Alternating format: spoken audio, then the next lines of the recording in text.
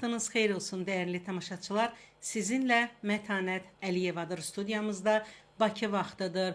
44 günlük Vətən Savaşının sonunda əldə olunan rəşadətli zəfərdən sonra Ermənistanın silahlı qüvvələri tərəfindən işğal edilən torpaqlarımıza soydaşlarımızın köçü davam edir. Hazırda bu proses çox böyük sürətlə reallaşmaqdadır. İşğaldan azad olunmuş torpaqlara böyük qayıdışa dair birinci dövlət proqramından yola çıxaraq 30 ildən artıq ata-baba yurduna həsrət qalan soydaşlarımız hazırda cənnətə çevrilən Qarabağda öz həyatlarını yenidən davam etdirməkdədirlər. Bu məsələlərlə bağlı özəlliklə də Qarabağa məskunlaşma prosesinin bir çox parametrləri ilə bağlı biz studiyamızın qonağı Qaçqınların və Məcburi Köçkünlərin İşləri üzrə Dövlət Komitəsinin Beynəlxalq Əməkdaşlıq və İctimaiyyətlə Əlaqələr Şöbəsinin müdir müavini Nazilə Rüstəmova ilə birlikdə cavab axtaracağıq. Nazilə xanım, xoş gəlmisiniz. Xoş gördük Mətanət xanım.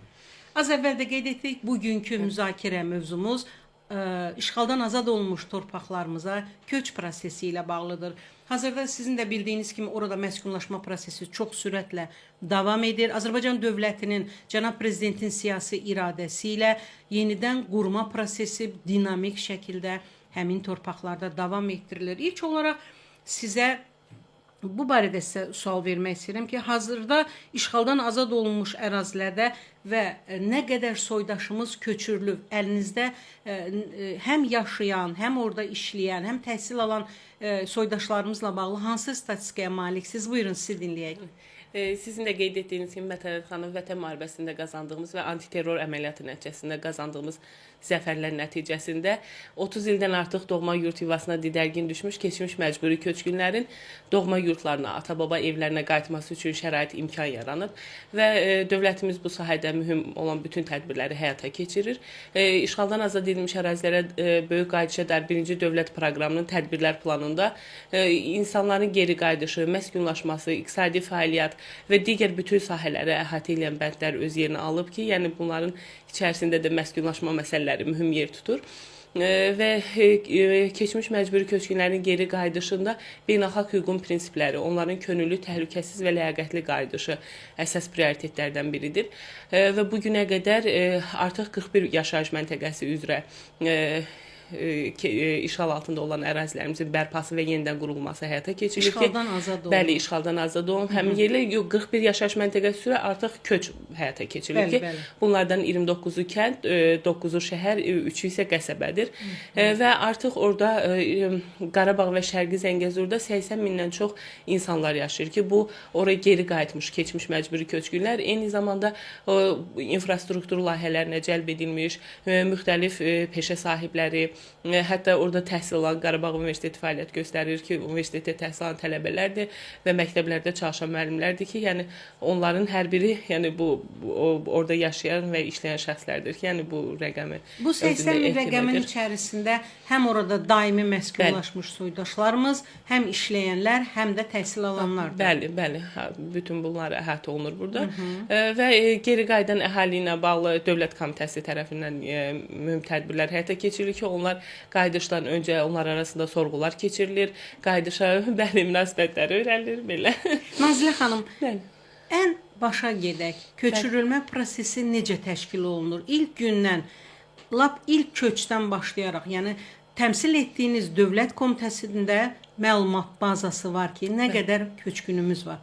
Bax, bu köçürülmə prosesi necə təşkil olunur, ondan yola çıxaq. Buyurun, sizi dinləyək. Qeyd etdiyiniz kimi, Dövlət Komitəsinin elektron məlumat bazası vardır ki, orada hər bir köçkün haqqında məlumat, yəni məcburi köçkün statusu olan hər bir Azərbaycan vətəndaşı haqqında məlumat mövcuddur ki, bu məlumatlar onların şəxsi məlumatlarıdır, yaşayış yerləri haqqında məlumatlarıdır və digər... Nə zaman oradan gəliblər? Daha çox fərdi məlumatlar Fərdi belə deyək, məlumatlar. bəli. Və digər aidiyyatı dövlət qurumlarının məlumat bazalarına inteqrasiya olunub həmin elektron baza və biz oradan zəruri olan köçkünlərin qayıdışı üçün bizə lazım olan məlumatları da əldə edə bilirik ki, bu qayıdış prosesində həyata keçirən zaman biz həmin məlumat bazasından istifadə edərək, misal üçün hansısa bir kənd üzrə qayıdış həyata keçirsə, həmin kənd sakinlərinin siyahısı üzrə onların sorğusunu keçiririk. Sorğu 2 mərhələdə həyata keçirilir. Əvvəlcə keçirilən sorğu ümumi əhatə edir. İkinci sorğu isə son sorğudur və bu qayıdışdan qısa müddət öncəni əhatə edir. Yəni bu fərdi olur, ikinci sorğu. Hər biri fərdi olur. Bəli, ailə başçısına zəng olunur. Həmin ailə başçısından ailə üzvlərinin özünün və ailə üzvlərinin qayıdışı, təhsil vəziyyəti, maliyyə imkanları, qayıtdıqdan sonra orada hansısa məşğulluq fəaliyyətinə cəlb olmaq istəyirlərmi, yoxsa artıq onların məşğulluqları, yəni təmin olunub hansısa bir sahədə çalışırlarmı? Yəni bu məlumatlar hər biri öyrənilir və bazaya əlavə olunur. Bu müsahibələr telefon üzərindən komitə rəsmiləri tərəfindən aparılır, yoxsa şəxsən görüşürsüz birbaşa onlarla? Bəli, bir neçə versiyada aparılır ki, bunlardan həm telefonla, həm üzbəyüz, həm də onlayn formada olur ki, telefon olduqda aidiyyatı struktur bölmə var, bizdə monitorinq şöbəsi fəaliyyət göstərir ki, onlar telefonla əlaqə saxlayırlar. Eyni zamanda həmin şöbənin əməkdaşları gedib birbaşa yaşadıkları yerdə onlarla görüşür, fikirlərini alırlar və eyni zamanda onlayn formada Dövlət Komitəsinin saytında elektron sorğu bölməsi yerləşdirir ki, onlar istədikləri zaman girib həmin sorğuda iştirak edə bilirlər. Və bəli, sorğular keçirdikdən sonra son sorğudan sonra, yəni artıq qayıdışla bağlı fikirlər öyrənildikdən sonra məcburi köçkünlə Dövlət Komitəsi arasında protokol imzalanır ki, bu onların qayıdışa münasibətindən asılıdır. Razılıq yaxud imtina protokoludur ki, bəli, bu protokolda qayıdış zamanı əsas götürülür. Və baxmayaraq ki, ata-baba yurdunun, məsələn, konkret bir bölgəni götürürəm, Ağdamın özündən və yaxud hansısa kəndindən. Sizin danışdıqlarınızdan yola çıxaraq mən bu sualı vermək istəyirəm. Baxmayaraq ki, oradan məcbur olub evini tərk edib işğal zamanı, yenə də komitə həmin şəxslərlə birbaşa şəxsən, individual danışır. Siz qeyd elədiniz, könüllü, təhlükəsiz və ləyaqətli dönüş prosesi həyata keçirilir. Əgər vətəndaş məsələn özünün razılığını elan etdikdən sonra komitə ilə arasında qayıdışla bağlı protokol imzalanır. Bundan sonra həmin vətəndaşın qayıdışı həyata keçirilir. Nə qədər siz tərəfinizdən, komitə tərəfindən nə qədər şəxs köçürülüb sırf məskunlaşma ilə bağlı? Məskunlaşma bağlı, yəni hazırda proses davam etdiyi üçün, yəni bu barədə konkret rəqəm deyə bilmirik, amma yəni qayıdış və sorğular keçiriləndə, qayıdanlar da köçkünlərin əksəriyyəti qayıtmaq fikrindədir. Qayıtmayanlar ola bilər ki, məsələn, övladı burada hazırda təhsil alır, yaxud da hər hansı iş prosesinə bağlı və ya ilkin mərhələdə qayıtmaq istəmədiklərini bildirirlər. Yəni qayıdış faizi hər zaman yüksək olub və sorğular keçirildikdən sonra artıq qayıdışdan öncəki mərhələdə biz onları püşkətməyə dəvət edirik ki, püşkətmə zamanı onlar yəni ailə tərkibinə uyğun əvvəlcədən müəyyənləşdirilmiş evin, mənzilin yerləşdiyi yeri seçirlər. Misal üçün bina evidirsə neçənci mərtəbədir, hansı girişdəndir belə deyək və həyət evləri də bunun kimi və püşkətmədən sonra isə onlar Dövlət Komitəsi ilə təbib arasında memorandum imzalanıb ki, həmin memorandum əsasında müayinələrə cəlb olunurlar. Köçməmişdən öncə bütün yoxlamalardan keçirilər, analizlər verilir. Bunlar hamısı tamamilə pulsuzdur. Bəli, pulsuzdur və könüllü formadadır və bütün bu proseslər başa çatdıqdan sonra isə dövlət büdcəsi vəsaiti hesabına nəqliyyat vasitəsi ayrılır və onların yükləri həmin nəqliyyat vasitəsi ilə daşınır və artıq onlar qayıdırlar doğma yurduna. Orada isə Dövlət Komitəsi, Azərbaycan Respublikası Prezidentinin yerlərdə fəaliyyət göstərən xüsusi nümayəndəliklərinin əməkdaşları iştirakı ilə açarların təqdimatı mərasimi olur və bundan sonra artıq onların doğma yurdda yaşayışı başlayır, belə deyək. İşğaldan azad olunmuş torpaqlarda xeyli sayda mina var və bu çox sürətli şəkildə Azərbaycan dövləti tərəfindən bu minalardan təmizlənir işğaldan azad olmuş torpaqlar. Siz qeyd elədiniz təhlükəsiz köçü. Bax, bu təhlükəsizlik məsələsi əlbəttə ki, ən önəmli prioritet sahələrdən biridir və hər zaman dövlətimiz bu sahəyə çox diqqətlə yanaşır. Ümumiyyətlə, təhlükəsizliklə bağlı köç edən soydaşlarımızla komitə tərəfindən hansı mərhələdə işlər görülür, hansı söhbətlər aparılır və ya aparılırmı? Bəli, aparılır. Ümumiyyətlə Dövlət Komitəsi bu sahədə hər zaman yəni öz fəaliyyətini davam etdirir ki, məcburi köçkünlər maariflənsin, minalar və partlamamış hərbi sursatlarla davranışla bağlı məlumatlansın. Bununla bağlı aidiyyatı dövlət qurumları da öz belə deyək, əsasnaməsinə uyğun fəaliyyətini göstərirlər. Eyni zamanda Dövlət Komitəsi də misal üçün ANAMA, Azərbaycan Qızıl Aypara Cəmiyyəti ilə birgə bu cür maarifləndirmə tədbirlərini təşkil edir. Bəli, və qeyd etdiyim kimi öncə yəni köçmə mərhələləri var ki, hansı ki, məsələn, püşkatma keçirilmədən öncə də Dövlət Komitəsi, yəni artıq konkret qaydışda hansı sakinlər qayıdacaq məlum olan, yəni o konkret bir sakinlər arasında da maarifləndirməni keçirir, onlara video çarxlar nümayiş olunur. Eyni zamanda dövlət proqramı çərçivəsində komitənin apardığı təbliğat, təşviqat işləri çərçivəsində də sosial çarxlar hazırlanır ki, bu sosial çarxların da əksəriyyətini, yəni mina təhlükəsinə dair maarifləndirmə tədbirləri əhatə edir ki, insanlar minayı gördükdə davranış qaydalarını, ümumiyyətlə minalanmış ərazilərdə necə hərəkət etməli olduqları, hansı ərazilərə girmək olar, hansıları olmaz, bu barədə ətraflı məlumat alırlar. Qarabağa dönən soydaşlarımızla bağlı hansı sosial güzəştlər nəzərdə tutulub və ya tutulubmu? Varmı belə bir proses? Əlbəttə ki, var. Dövlət hər zaman məcburi köçkünləri diqqətində saxlayıb və onlar ərazilərimiz işğal altında olduğu 30 il müddətində də sosial müdafiə tədbirlərindən yararlanıb ki, bu sosial müdafiə tədbirlərinin arasında onların mənzilinə təminatı, maddi rifah halını yüksəldilməsi məqsədi ilə vahid aylıq müavinət alınması, təhsil və digər güzəştlər daxildir ki, artıq məcburi köçkünlər əvvəlki yaşayış yerlərinə qayıtdıqdan sonra, yəni artıq qayıdıb və doğma yurdunda məskunlaşıbsa və 3 il müddətində həmin sosial müdafiə tədbirlərindən yararlana bilir ki, bunlardan biri vahid aylıq müavinətin alınmasıdır. Eyni zamanda dövlət hesabına ali təhsil və peşə təhsili müəssisələrində ödənişsiz təhsil alması məsələləridir ki, bunlar hər biri geri qayıdan köçkünlərə aiddir və bu məsələ həm də geri qayıtmamış köçkünə aiddir. Yəni əgər köçkün imtina protokolu imzalayıb və qayıtmayacağını bildiribsə, onlar üçün də bu müddət 3 ili əhatə edir ki, 3 ildən sonra onlara da tətbiq olunan sosial müdafiə tədbirləri artıq başa çatır. Bu barədə də komitə maarifləndirmə işlərini aparır. Mütəmadi olaraq həm Dövlət Komitəsinin rəsmi internet səhifələrində, sosial media hesablarında, saytında, telekanallarda bununla bağlı sujetlər yayımlanır ki, onlar maariflənsin. Nazilə xanım, bax, ora köçən soydaşlarımızın yaşayacağı evlərdən paralel olaraq yenidən qurma prosesində orada güclü infrastruktur qurulması istiqamətində də işlər həyata keçirilir, böyük layihələr icra olunur. İndi bax, işlə təmin olunma məsələsi. Siz dediniz ki, öncədən bunlarla söhbətlər aparılır. Orada bunlar, məsələn, tutaq ki, Ağdam şəhərinə köç olacaq. 100 ailə ora köçürüləcək bir prosesdə. Həmin ailələrin evlərindən başqa siz onlara hansısa bir iş yerləri və yaxud da sorğularda soruşursunuz, ixtisas, peşə, orada məlumat verilirmi ki, məsələn, orada bu iş yerləri var, sizi özünüzü və digər ailə üzvlərinizi həmin fəaliyyətlərə cəlb edə bilərik. Necə həyata keçirirsiniz bu prosesi? Bəli, qeyd etdiyiniz kimi sorğularda biz onları öyrənirik, həm peşələrini öyrənirik və həm də eyni zamanda Dövlət Komitəsinin məşğulluq sektoru fəaliyyət göstərir ki, onlar da dövlət proqramı çərçivəsində reinteqrasiya tədbirləri həyata keçirir və köçkünləri müxtəlif peşə bacarıqları öyrədilir, yaxud da bildikləri peşə bacarıqları təkmilləşdirilir və onlara uyğun avadanlıqlar təqdim olunur ki, bu sahədə də işlərimiz görülür və davam edir və aidiyyatı dövlət qurumları da bildiyiniz kimi, yəni Dövlət Məşğulluq Agentliyi və digər qurumlar bu sahədə fəaliyyət göstərir. Məcburi köçkünlər ora müraciət etməklə, hətta onlar geri qayıtdıqdan artıq məskunlaşdıqdan sonra agentliyin əməkdaşları onlarla görüşür və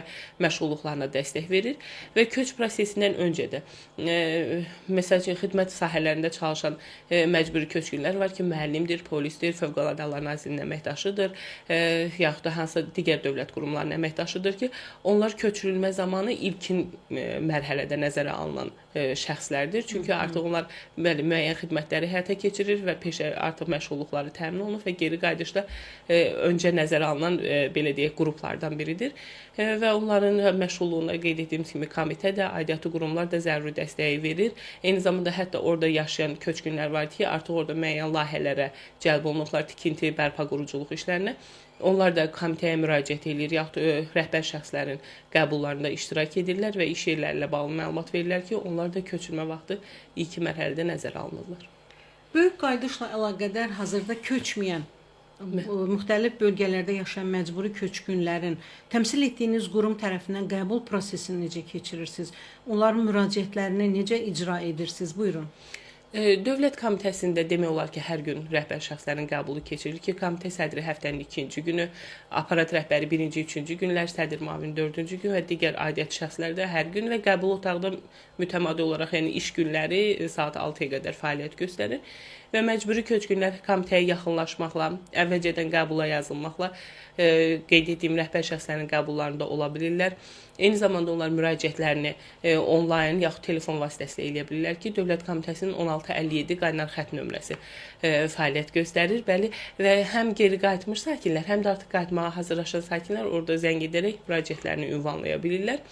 Və bundan başqa yəni bu günlərdə Dövlət Komitəsinin elektron sənəd dövriyyəsi MyGov portalına inteqrasiya olunub ki, artıq köçkünlər MyGov üzərindən də müraciət edə bilərlər. Orada vətəndaş müraciəti bölməsindən Dövlət Komitəsi seçməklə müraciətlərini yaza bilərlər ki, və bu artıq daha rahatdır ki, onlar komitəyə gəlmədən, hər hansısa bir başqa vasitələrə müraciət etmədən evlərində telefon vasitəsilə müraciətlərini edirlər və müraciətlərinin gedişini burada izləyirlər və cavab da onlara həmin cihazlarına, mobil cihazlarına gəlir.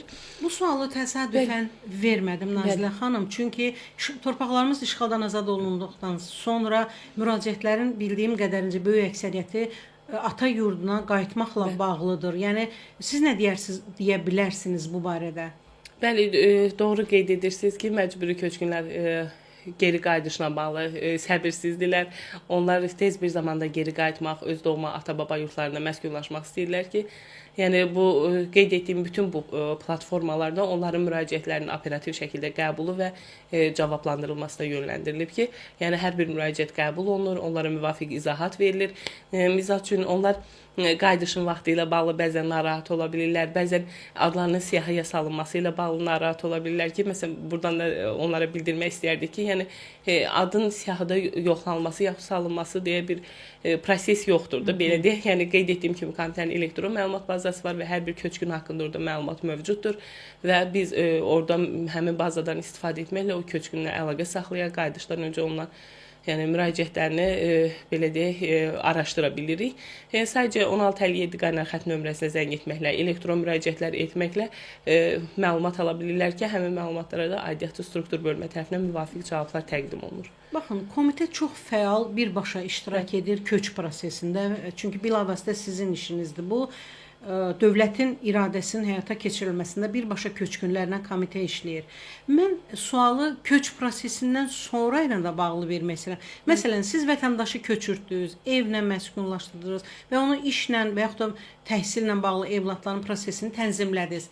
Bəs bundan sonra necə komitə nəzarət edirmi? Orada məskunlaşma, orada təhsil alma, orada çalışma, işləmə, hansı formada belə bir işlər tərəfinizdən həyata keçirilirmi? Yəni ümumiyyətlə geri qayıtmış əhalidə onlara dəstək məqsədilə yaradılmış xüsusi qaynar xətt xidməti 1657 mövcuddur ki, onlar geri qayıtdıqdan sonra da komitəyə müraciət edə bilərlər, hər hansı onları maraqlandıran məsələlərlə bağlı və ən əsası isə orada artıq Azərbaycan Respublikası Prezidentinin xüsusi nümayəndəlikləri fəaliyyət göstərir. Bərpa xidmətləri fəaliyyət göstərir ki, həmin xidmətlərə də müraciət edə bilərlər. Yəni artıq geri qayıtdıqdan sonra daha çox həmin qurumlara müraciətlər olur, amma komitənin fəaliyyəti ilə bağlı onlar hələ də 3 il müddətində bu sosial müdafiə tədbirlərindən istifadə edirlər. Mən bayaq qeyd etdiyim kimi, bəli, valideyn aylıq müavinətlə bağlı, təhsillə bağlı, digər sosial güzəştlərlə bağlı ki, yəni onları maraqlandıran hər hansı suallar ola bilərsə, bəli, həm zəng edə bilərlər, həm qəbullarda iştirak edə bilərlər. Komitə sədri Rövşən Rzayev ötən ay Cəbrayıl şəhərində Cəbrayıl Zəngilan Qubadlı, yəni həmin rayonlardan bəli köçkünləri bəli görüşmüşdü, qəbul etmişdi, onları maraqlandıran məsələlər olmuşdu. Yəqin ki, bu sahədə də qəbullar, yəni bu cənab prezidentin tapşırığı ilə olan komitə sədrinin aylıq rayonlarda keçirdiyi qəbul cədvəlinə uyğundur ki, yəni və yenidən həmin cədvələ daxil olunduqda yenidən həmin yerlərdə geri qayıtmış köçkünlərlə görüşlər davam edəcək. Nazilə xanım, oradan, o torpaqlardan gəlməyən vətəndaş, yəni məsələn, tutaq ki, Bakıda yaşayan vətəndaş hansısa bölgəyə köçmək istəyir. Sizə belə müraciətlər varmı? Bəli, var, bu sahədə də müraciətlər mövcuddur. Necə araşdırılır bu proses? Bu proses, tənzimləri? yəni onların müraciətləri daha çox elektron olur. Eyni zamanda Dövlət Komitəsi sosial mediada fəaliyyət göstərən səhifələri vasitəsilə, Facebook, Instagram səhifələri vasitəsilə də bizə müraciətlər daxil olur ki, geri qayıtmaq, orada yaşamaq, işləmək istəyirlər, mənzilə təmin olmaq istəyirlər. Lakin biz bildiririk ki, Dövlət Komitəsi məcburi köçkün statusu olan şəxslərin köçürülməsinə məşğul olur. Bəli, hazırda digər şəxslərin orada məskunlaşması yaxud da məşğulluğun təmin olunmasına bağlı komitə hər hansı bir fəaliyyət göstərmir ki, bu əsasnaməsinə də uyğun deyil. Nazilə xanım, bir məsələ də var. Məsələn, vətəndaşlar köçür işğaldan azad olunmuş torpaqlara. Orada evlərlə yanaşı su, qaz, işıq xəttləri təmin olunur, təchiz olunur evlər. Məsələn, orada məktəblər açılır. Cənab prezident tərəfindən, Mehriban xanım tərəfindən uşaq bağçaları, tibb ocaqları açılır. Bəs iş yerləri həmin köç prosesi bitdikdən sonra davam edirmi iş yerlərinin açılması? Bəli, əlbəttə ki, elə orada bərpa quruculuq işlərinin getməsi, iri miqyaslı hava limanları tikilir, qeyd etdiyiniz kimi kommunal xəttlər çəkilir, rabitə qovşaqları yenilənir və bunlar hamısı elə özü bir iş yeridir, belə deyək.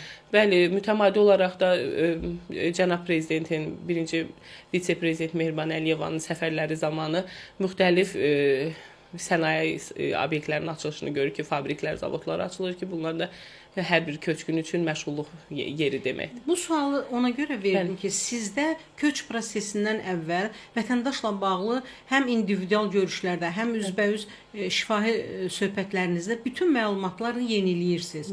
Yəni şəxsin təhsilindən tutmuş, iş qabiliyyətindən tutmuş və yaxud da fiziki problemlərini tutmuş bütün məlumatlar əlinizin altında var.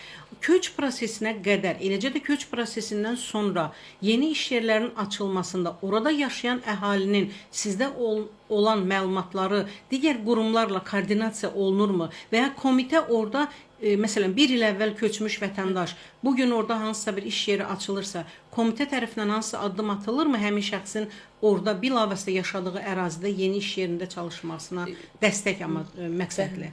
Az öncə də qeyd etdiyimiz kimi artıq orada geri qayıtdıqdan sonra aidiyyəti qurumlar, Dövlət Məşğulluq Agentliyi və bəli, nümayəndəliyi artıq onlar orada köçkünlərlə görüşürlər və yerlərdə onlar görüşürlər və görüşün nəticəsinə uyğun olaraq işlə təmin olunmayan, məşğulluğu təmin olunmamış şəxslərə zəruri dəstəyin göstərilməsi üçün addımlar atılır. Siz söhbətin gedişində bir sıra qurumlarla təmsil etdiyiniz Dövlət Komitəsinin bərabər fəaliyyətini qeyd etdiniz, ANAMA və təbii digər qurumlar. Daha hansı qurumlarla koordinasiyalı şəkildə prosesin daha yüksək keyfiyyətli, daha doğrusu köç prosesinin daha yüksək keyfiyyətli icra olunması istiqamətində işlər görürsünüz? Prezidentin nümayəndəsini qeyd etdiniz, ANAMA-nı qeyd etdiniz. Azərbaycan Respublikası Prezidentinin nümayəndəliyidir ki, yəni siyahılar tərtib olunarkən, köç prosesinin vaxtı müəyyənləşdirilərkən, belə deyək, köç kərvanının yola çıxanda, açarlar təqdim olunanda və digər orada qarşıya çıxan hər hansı bir məsələlər olduqda birgə əlaqələndirilir. Maarifləndirilmə məqsədi ilə ANAMA ilə işlər görülür. Vəkillər kollegiyası ilə birgə hüquqi maarifləndirmə tədbirləri həyata keçirir ki, bu il ərzində olur və məcburi köçkünlərin maarifləndirilməsi, eyni zamanda onlara zəruri olan hər hansı hüquqi tədbirlər olduqda, yəni onlara məlumatlar verilir ki, bu ödənişsiz təlimlər keçirilir. Eyni zamanda bəzən özəl təşkilatlar olur ki, onlar da müraciətləri ilə layihələr icra edirlər və köçkünləri hər hansı sahədə ya maarifləndirməsi, ya təlimlərin keçirilməsi məsələlərinə dəstək verirlər. Yəni olan belə deyək də çalışdığımız qurumlar budur və ümumilikdə bütün qurumlar bu sahədə koordinasiyalı fəaliyyət göstərir ki, məqsəd orada zəruri infrastruktur yaransın, əhalinin təhlükəsiz və ləyaqətli həyatı təmin olunsun. Nazilə xanım, əsas cavab axtardığımız suallardan biri də yaxın gələcəkdə biz hansı bölgələrə köçün müşahidə edəcəyik? Məsələn, Emin Hüseynov açıqlamışdı bu günlərdə ki, Ağdam şəhərinə böyük köç gözlənilir. Bəli, hazırda Ağdam şəhərində artıq hazırda şəhərin özünə köç prosesi davam edir. Bundan başqa Ağdamda Sarıcalı, Kəngərli kəndlərinə də 3 kəndinə köç olub və Xıdırlı kəndinə köç prosesi gedib və bu proses davamlı şəkildə icra olunur. Bir neçə kənddə, şəhərlərdə layihələr icra olunur və dövlət proqramına əsasən həmin ərazilərdə bərpa yenidən qurma tərtib olunmuş olunmuş plan üzrə aparılır və həmin plan üzrə bərpa olunduqdan sonra komitə tərəfindən də mərhələli köç həyata keçirilir. Hazırda konkret olaraq hansı ərazilərə köç nəzərdə tutulub bu haqqda məlumat verə bilmirik. Lakin yəni proses davamlı şəkildə gedir və sürətlə gedir. Birinci qayıdış dövlət proqramı artıq başa çatır və ikinci cənab prezidentin imzaladığı sənədlə ikinci qayıdış proqramının icrası olacaq və Emin Hüseynovun da açıqladığı bir ümumi fikir var idi ki, bu ilin sonuna qədər xeyli sayda müxtəlif işğaldan azad olmuş bölgələrə böyük köç səfərləri olacaq və biz deyə bilərik ki, bu ilin sonunda köç prosesində orada yaşayan əhalinin kəmiyyəti ilə bağlı ciddi dəyişiklik də olacaq. Bəli, olacaq.